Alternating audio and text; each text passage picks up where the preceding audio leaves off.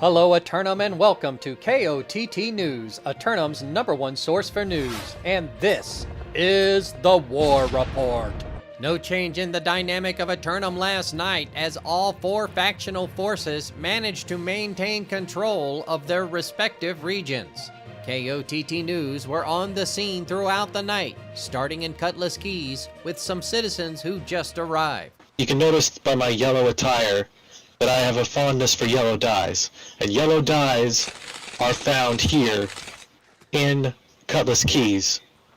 So I'm very glad that the war resolved as it did. I do feel bad for Green. I feel like the Marauders do need places to call their own themselves, but I'm just really glad it was us and not them tonight.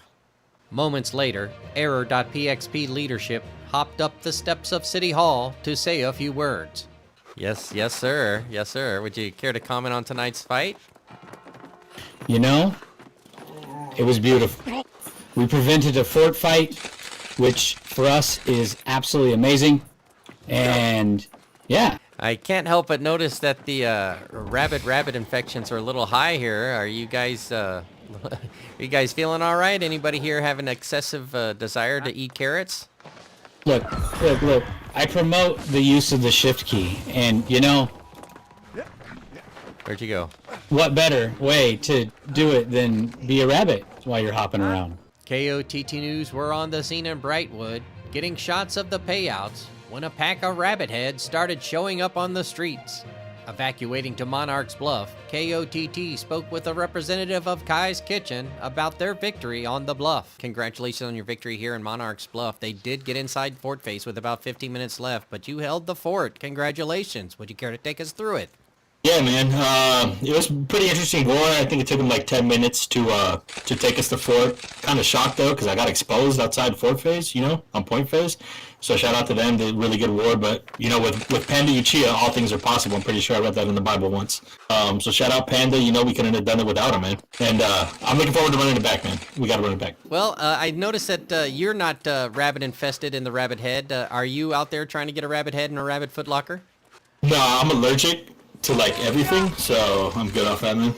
Speaking of allergies, in a few days the spring festival will begin, so do make sure you get your Sudafed and Benadryl ready for that. News out of Windsward as the North Gate of Corinth serves as temporary housing for settlers from Isabella beginning to arrive. The temporary housing for the new refugees were deployed by the regional governing syndicate members of JDB's Kitchen. Great houses of all factions are welcome to attend sparring matches and introduce yourselves to the new arrivals. Returning to our ongoing coverage of the Season 1 experience, last night was a bingo! Leave a comment below if you've had a bingo. Turning to the weather for today, and it's going to be a beautiful sunny day all afternoon long. Then be on the lookout for a comfortable evening with only a 10% chance of invasion later in the night. Another submission for Simulated Fantasy Combat Resolution tonight, brought to you by LARPco. Remember, if it isn't LARPco, it's cardboard. Tonight, the Covenant converts of Kai's Cooks assail the Syndicate members of Commit for control of the barely controllable Restless Shore. Kai's Cooks going for 4, like some sort of restaurant promotional menu plan. But what plan do they have beyond expanding from coast to coast of the island? Commit forces have converged into their central regional holding, and they're confident in their ability to focus their efforts into a full defense at the top of the hill. Be sure to tune in for complete coverage and reactions from the citizens at 11. Until then, this has been War Correspondent JChalant, KOTT News.